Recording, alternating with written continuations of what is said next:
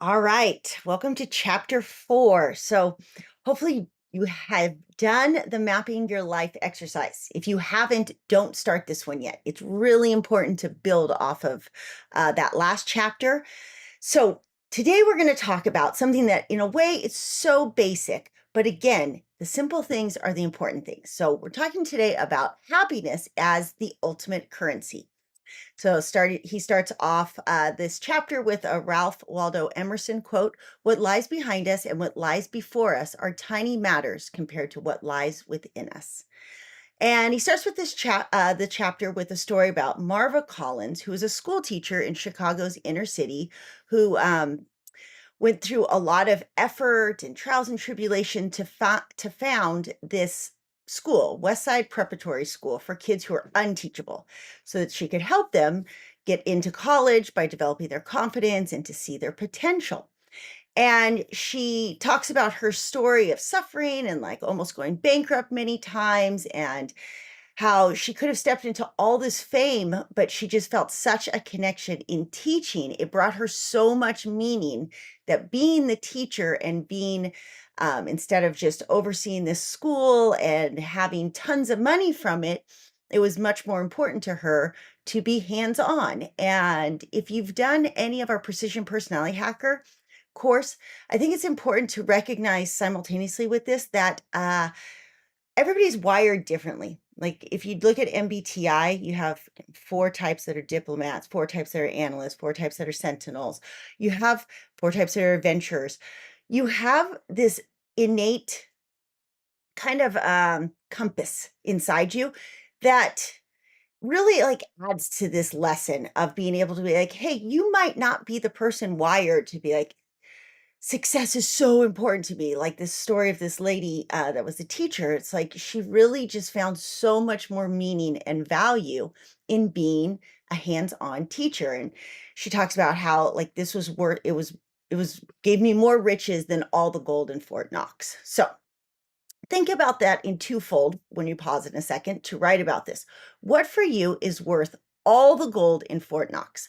Personally, this was a big one for me because as much as I was so driven and wanted to be financially successful and had all the things, the house, the cars, the pool, all of those things, like spending time with my kids, especially in their developmental years, being there when they had a story to tell, being able to be attentive, being patient, all of those things were for me way more important than all the gold in Fort Knox. Now, if you take Victor and my relationship course, you're also going to discover though, like how this was really, really hard for us because my personality type is the type that runs the companies that gets things done. And his personality type would be much more like this Marva Collins, where, he just wants to be the coach and show up for a job and to have this financial drive was not part of him. So it's not right or wrong, but it's really important to recognize one, what is it, what's worth all the gold in Fort Knox to you? And two, observe for a second what your personality type is like. Okay. If you're more of a SI based personality, if SI is your first 2 functions, you know, telling yourself that you need to be an NI type or another, any or being an entrepreneur and which is an SE type might cause you more unhappiness. You might lose that ultimate currency. Okay. So pause, write down real quick what you're thinking is worth all the gold in Fort Knox for you. Okay. So happiness as the ultimate currency. The only reason money and fame might be desirable is that having them or the thought of having them could lead to positive emotions or meaning. Okay, in themselves, they're worthless. It's what you do with the money. It's what you do with the fame that you think, oh, when I have this money, then I have options. When I have this money, then I have time freedom. Then all of a sudden I can start that book I've been wanting to write or go take that trip to Italy or whatever it is. In the book, he talks about an example of like if an alien came to Earth from Venus and goes in a store to buy stuff and can't pay in earthly dollars, $1,000, only has Venetian dollars. Well, that store clerk is going to be like, I don't want your Venetian $1,000. It makes no sense to me. It adds no value to my life because I can't do anything with it. So keeping in mind what that what the money is serving. What is the ultimate currency? Happiness, right? What is that money serving? So, like a large sum of money can provide you security in the future, and that may prevent certain negative emotions in the long run. $1 million can provide the freedom and opportunity to take on meaningful tasks. Ultimately, the end result is in choosing the thing that brings pleasure and meaning. So, if you did the mapping your life exercise, you should have a pretty good idea of what those things are that bring pleasure and meaning. And he finishes with this Carl Jung quote about the least of things with a meaning is worth more in life than the greatest of things without it. So, meaning is so important to us. But as we keep saying, there's all this programming that's telling you differently, right? All right, let's talk about wealth and happiness. In this section of this chapter, he talks about the what now syndrome of making it in life. For people, it's like, all right, I made it in life. What now? Is that they make it and they're like, oh my gosh, I just realized that all this effort and all this sacrifice hasn't brought the ultimate currency of happiness, right? He also goes into way more description about like how once the bare minimum for food and shelter are provided, there's a very low correlation between wealth and happiness. Now, we don't want to be in the poverty line, but once those bare minimums are met, once you know you have plenty of food and that you have a place to sleep and it's somewhat comfortable, then the next things, money doesn't necessarily buy more happiness. I can tell you firsthand the truth to this one because that's why we moved into an RV in 2015. It was like, hey, I had this light bulb moment. Like, as long as everybody's sleeping good at night and we have plenty of good food, now our food standard is really high, so that was a lot of money. But as long as those things were met, we got to spend the rest of our time doing things that were fun, and money couldn't have bought those things. Money did put gas in the tank though. We did need some gas in the tank, but other than that, money didn't necessarily, if we had had thousands more dollars, but didn't have the time to go rock climb or surf or hike or sit together and make a meal as a family, it, it wasn't good. It wouldn't have been enough. Now, I'm going to say the opposite end of the spectrum too. If you're always worried about having enough money, then going to do those hikes or those rock climbs or surf or spend time cooking as a family, that isn't good either. That's not healthy either. So finding that balance for you, I will probably, if you're stick around and be the hero, tell stories all the time because we have swung the spectrum of this many times in the last decade of full-time travel. Okay, so he asked, like, why do we feel more comfortable making decisions based on materialistic rather than emotional criteria? And he explains that like, basically it's rooted in being a hunter-gatherer, hoarding mentality, right? Back then, you had to get as much food as you can because you didn't know where your food was coming next time. So it was living to hoard. Well, we know, or hoarding to live. We no longer hoard in order to stay alive. Our whole purpose often, not yours hopefully, but at times maybe you feel like this, was to live in order to hoard. Let me get more stuff.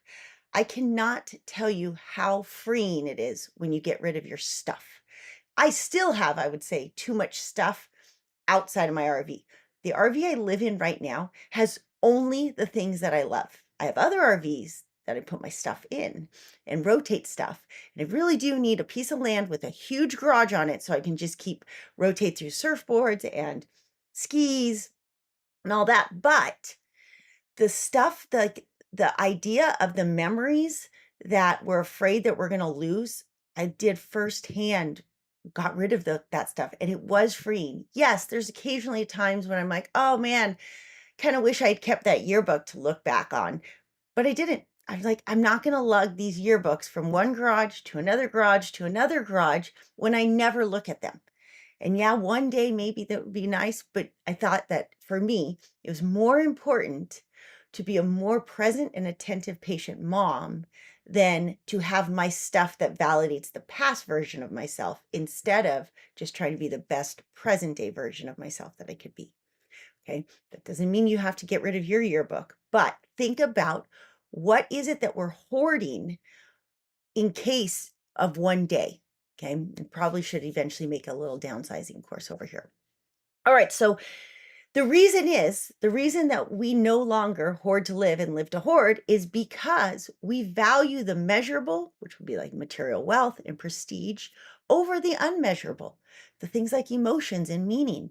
Like, I know it's hard for me to create content, especially like Instagram Reels, to show the emotion and meaning.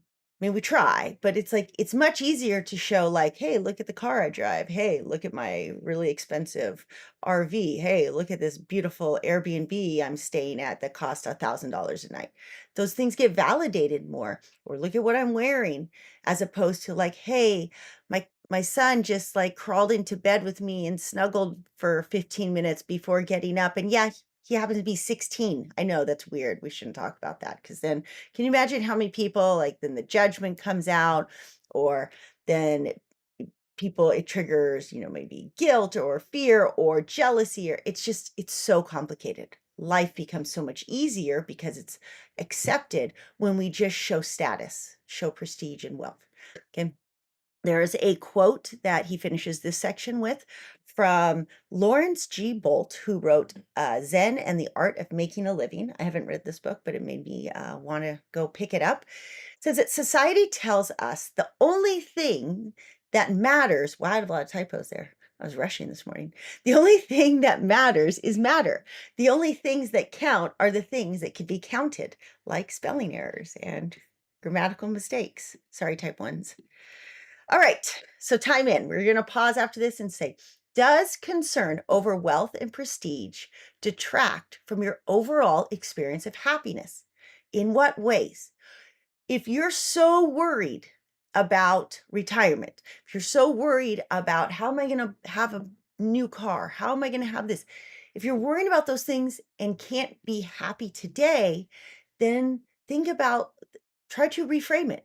Try to shift your addiction to stress, your addiction to worry. There's so many ways we can go on this. We're helping you with this, but think about, does your worry about wealth and prestige detract you from being happy today? Right. Do it. Okay, next section. Give me some room. Emotional bankruptcy. This is I feel like a pretty obvious thing that's happening in the world today, but to be solvent, right? You go bankrupt when you're insolvent. To be solvent, we need more deposits than withdrawals in the happiness bank account. If you're a business and you don't want to go bankrupt, you need more money going in than going out. So we need to create more positive experiences than negative experiences. And when you're building relationships with your spouse or with your kids, think about that is important. If there's more nagging, more resentment, more stress than positive, if your entire week is stressful and you feel like you're nagging or complaining, and then you just go out to dinner one time and it's like that's supposed to like offset 6 days of complaining. It's not enough. There has to be more integration of positive experiences throughout our day. He says a study about college freshmen that in 1968, 41% said, I'm here for the money. I'm here. I'm like, hope to go to college and learn how to make more money. But 83, double, said, I'm here to like find a more meaningful philosophy of life. It's a lot of people. I was kind of shocked because I knew that the other statistic was more likely. In 1997, 75% said, I'm here to learn how to make money. And only 41% said a meaningful philosophy of life. Can you imagine? Guess?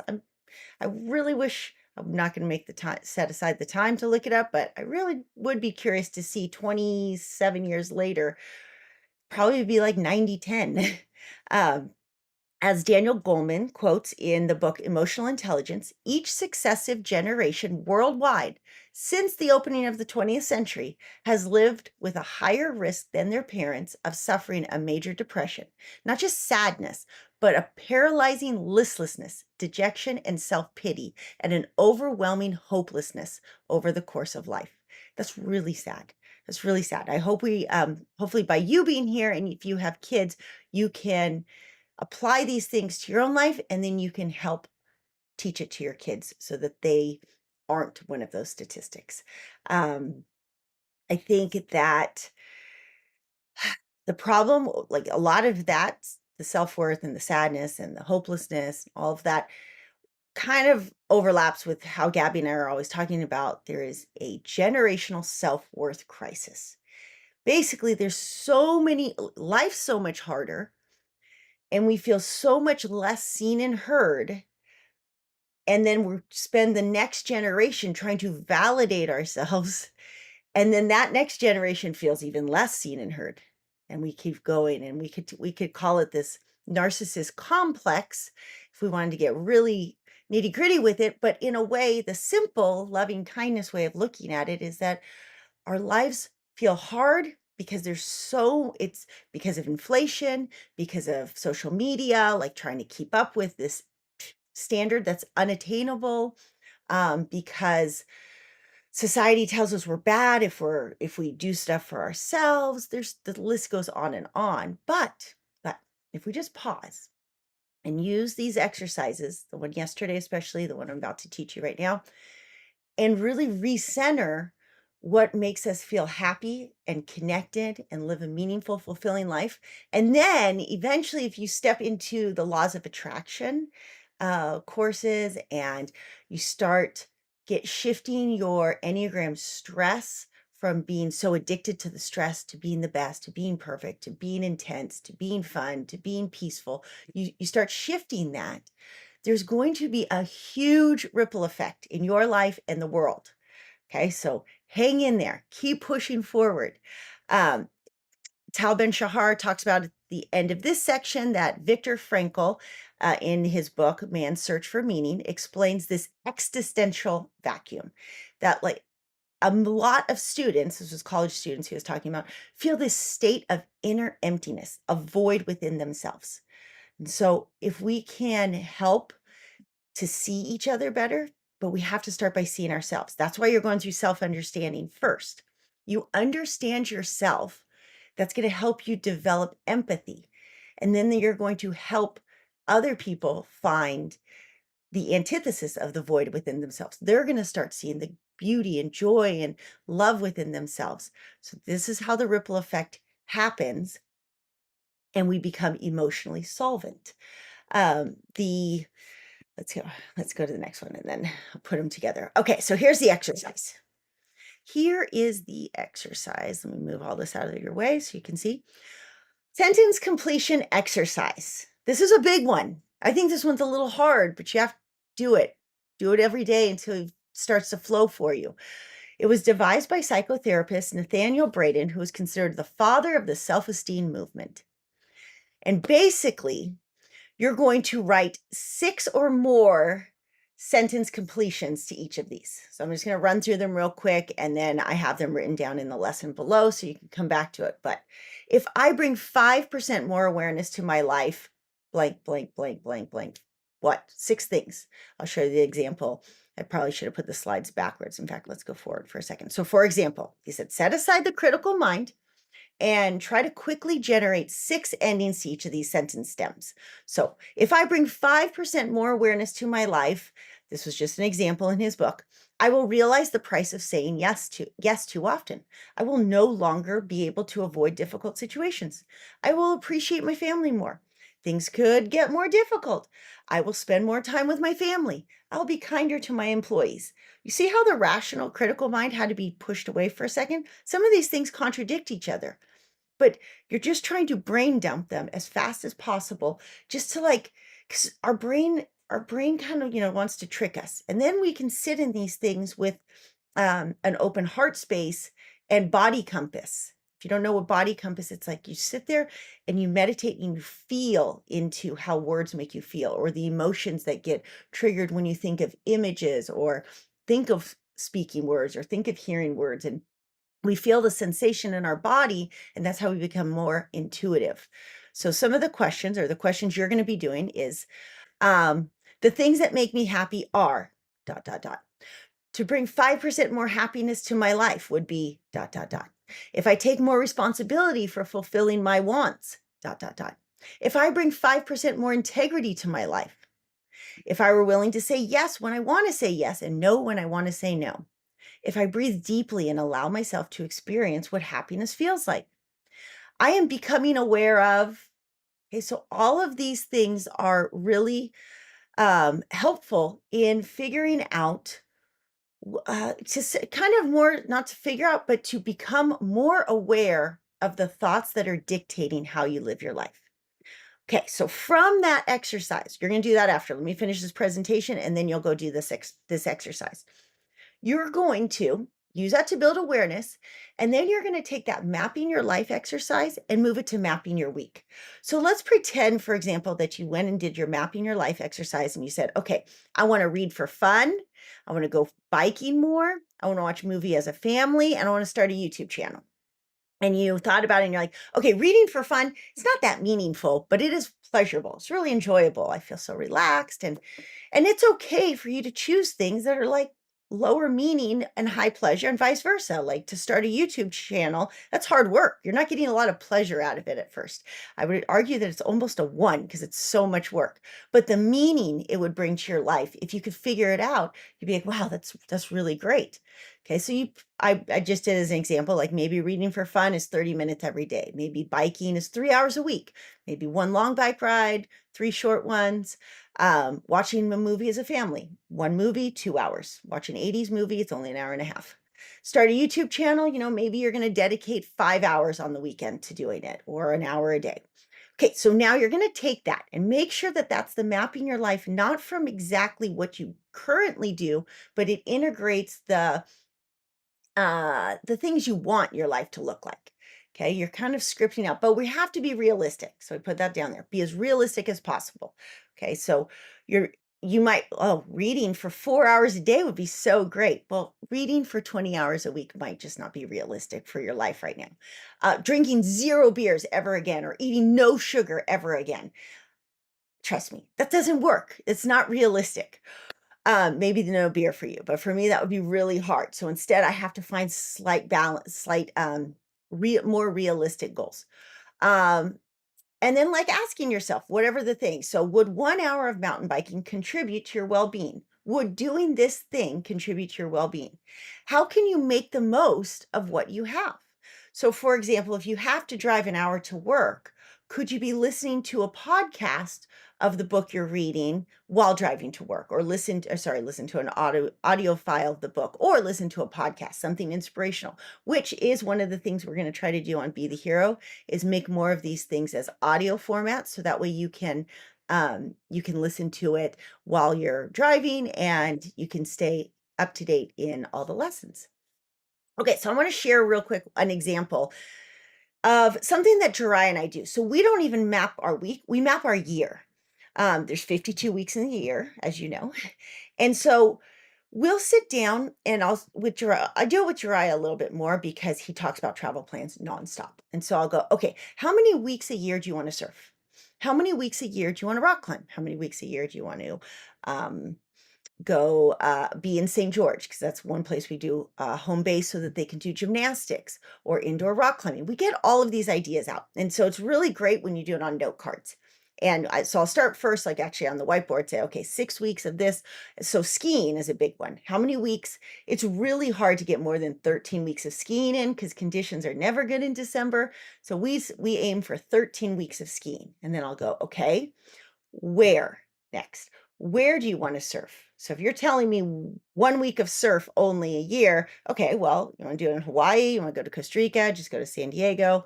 And then we'll go, all right, skiing. Okay, there's on our Icon Pass, we've we're over 20 resorts. And I go, okay, well, what do we want trying to do? Maximize the number of resorts, or are we trying to spend more time at each resort? Like last year, I think we hit 12 or 13 resorts. This year, I think we're going to aim to just hit, well, we probably hit more than that. We probably hit close to 20, but Salt Lake has multiple resorts. So Salt Lake would count as one destination. So I go, okay, are we going to 8 resorts. Which ones? Now we order them in priority. And then for us, we take that first and then we put a dollar amount. Okay, we lay it all out. This is what the whole season would look like or the year. And okay, what would that cost to do it in the optimal version? But realistic, for us this next year, we want to do it in Airbnbs mostly, not in RVs. And so we have to go realistically to do it in Airbnbs.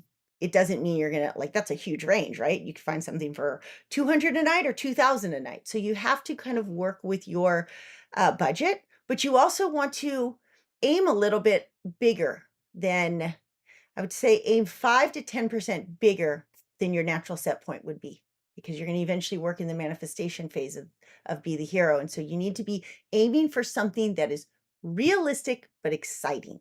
Okay, so do this for your life. Like, how creative can you be? This is how we've traveled for 9 years because we sat there and go, wow, it'd be really cool to do a road trip all the way up to Canada and back. It'd be really cool to do a road trip now in Europe. Oh my gosh, what if we did a road trip for 6 months? Okay, that was cool. How about we go back and we do a road trip through Europe, just 2 months, but all Airbnbs? Okay, now how about we do a road trip through New Zealand? Oh man, if we're in New Zealand, why don't we hop over to Bali? Like that was what our life looked like. We kept dreaming and thought it from not just like, oh, I want to go, like, for example, never been to Greece. I know Greece is something people really love. It's like on a lot of people's bucket list. But for me, I was like, I don't know if it's going to give me that much meaning and pleasure to go to Greece. So it's one of those places we haven't gone. Whereas to me, Norway was like high meaning and pleasure. And I just love mountains. And it was so striking and just so clean and beautiful. So everybody has a different meaning and pleasure, but make sure they're in alignment with your values. Okay. I know it's a little bit longer lesson. Try to get this done. Keep working on it. Keep chipping it away at these exercises, the mapping your life. Keep fine tuning them. Map your week. Maybe even go into mapping your year like we do, but still keep progressing forward. Okay. I know it's a lot of work, but you are worth it.